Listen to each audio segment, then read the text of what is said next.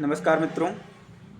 जैसा कि हम लोग पढ़ते चले आ रहे हैं, यह स्टेट की तैयारी में पेपर फर्स्ट साइंस के लिए जो बिहार का टेट होना था, तैयारी थ्रू तो आपका कंफर्म हो गया। पेपर कब होना है, डेट भी उसकी, आवेदन फॉर्म कल से शुरू हो जाएगा, तो सारी प्रक्रिया शुरू हो चुकी है। तो हम लोग स्टेट में आपके सामने बड़े अच्छे क्वेश्चन, और ख़ासकर ये जो है बोर्ड एग्ज़ाम के बच्चों के लिए जो क्लास 10th में है, इस बार जो उनका बोर्ड एग्ज़ाम होगा उनके लिए भी काफ़ी हेल्पफुल होगा। ये हम लोग केमिस्ट्री के चौथे चैप्टर से ले रहे हैं, क्लास 10th के, जो कार्बन और उसके यौगिक से। तो आपके सामने प्रश्न है, कैसे प्राप्त करेंगे। और इस समय बच्चे हमेशा फंसते हैं, इनको हमेशा दिक्कत आती है इसमें। तो पहला प्रश्न आपके सामने है कि भैया आपको मेथेन से क्लोरोफार्म बनाना है। मेथेन से क्लोरोफार्म, ठीक है ना। तो जब आप मेथेन से क्लोरोफार्म बनाओगे तो जो आपका ये मेथेन होता है CH4, जिसे मार्स गैस भी कहते हैं, कभी कभी क्वेश्चन में पूछ लिया जाता है, मार्स गैस है। तो यानी कि मेथेन में देखिए, जब आप कार्बन के साथ इसको जोड़ेंगे तो यहाँ पर सिंगल बॉन्डिंग आएगी। अगर सिंगल बॉन्डिंग आती है तो इसका मतलब ये संतृप्त हाइड्रोकार्बन है, ठीक है ना। तो संतृप्त हाइड्रोकार्बन जो है नॉर्मली बहुत कम क्रियाशील होते हैं, लेकिन ये सूर्य के प्रकाश की उपस्थिति में जो है क्लोरीन से क्रिया करके क्लोरोफार्म का फॉर्मेशन कर सकते हैं। अर्थात ये एक प्रकार से क्लोरीनीकरण है, ठीक है ना। तो हम आपको एक एक करके बताते हैं, जैसा कि आप देख पा रहे हैं यहाँ पर इधर। तो मेथेन CH4, आपको यहाँ देखेंगे CH4 का मतलब है मेथेन। तो मेथेन में आप क्या ऐड करेंगे, आप ऐड करेंगे क्लोरीन को, ठीक है ना। क्लोरीन यानी क्लोरोफार्म बनाना है, तो क्लोरोफार्म का फार्मूला CHCl3 होता है। आपको ये प्राप्त करना है, इनसे मेथेन से ये बनाना है। तो आप मेथेन में ऐसा कौन क्या यूज कर लें कि हमारा ये क्लोरीन भी आ जाए, क्योंकि फार्मूला आपको यही होता है इसका भाई, पता रहेगा तभी ऐसा कर पाओगे, नहीं तो कर नहीं पाओगे। तो अब इसमें क्या होगा, इसमें सूर्य के प्रकाश की उपस्थिति में, भाई सूर्य के प्रकाश में क्या होगा, ये क्रियाशील हो जाएगा, ठीक है। अब जब क्रियाशील हो जाएगा तो इसका जो इसमें प्रतिस्थापन अब क्रिया शुरू हो जाएगी, इसका एक हाइड्रोजन रिलीज होकर के इसके साथ जुड़ करके HCl बाहर होता जाएगा।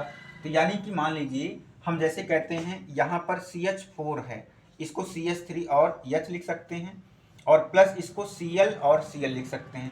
तो यहाँ से ये बॉन्ड सहित लेकर के इसके साथ अलग हो गया ये एक हाइड्रोजन, और ये Cl बॉन्ड सहित आ गया इसके साथ CH3 के साथ।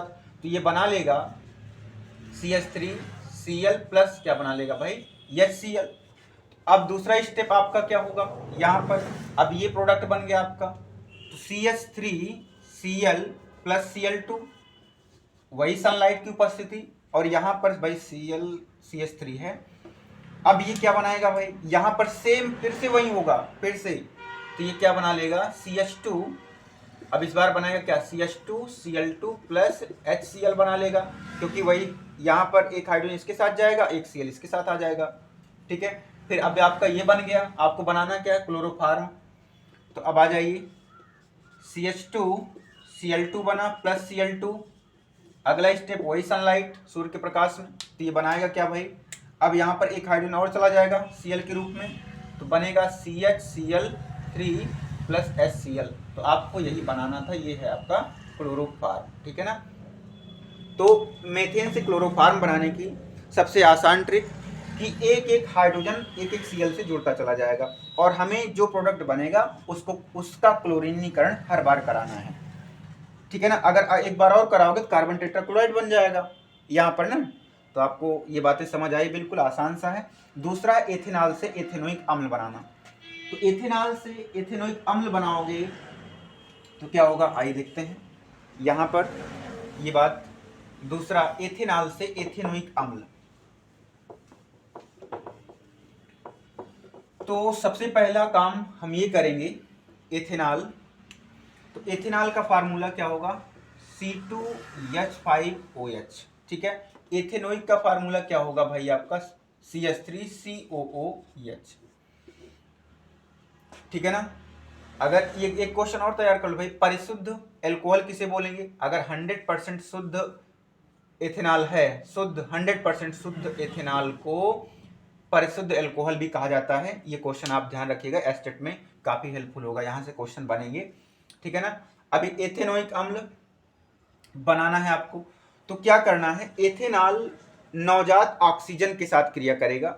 नवजात ऑक्सीजन का मतलब है केवल सिंगल ओ रहेगा, मतलब ऑक्सीजन रहेगा, और ये एक उत्प्रेरक की उपस्थिति में, तो उत्प्रेरक कौन सा हो सकता है, पोटेशियम परमैंगनेट, यानी कि ये जो है पोटेशियम परमैंगनेट के साथ, पोटेशियम परमैंगनेट की उपस्थिति में या उत्प्रेरक की उपस्थिति में नवजात ऑक्सीजन से क्रिया करके एथेनोइक अम्ल बनाता है।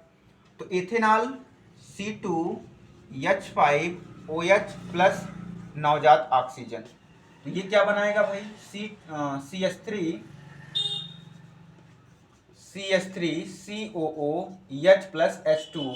अब कर दीजिए बराबर, इसको यहाँ पे 2 जोड़ दो, बराबर हो जाएगा। इसका नाम क्या है भाई, एथेनॉल है, ये आपका बन गया एथेनॉल है, और इसका नाम है एथेनोइक अम्ल, ठीक है ना। ये एस्टेट और क्लास 10 के बच्चों के लिए काफी हेल्पफुल होगा। धन्यवाद।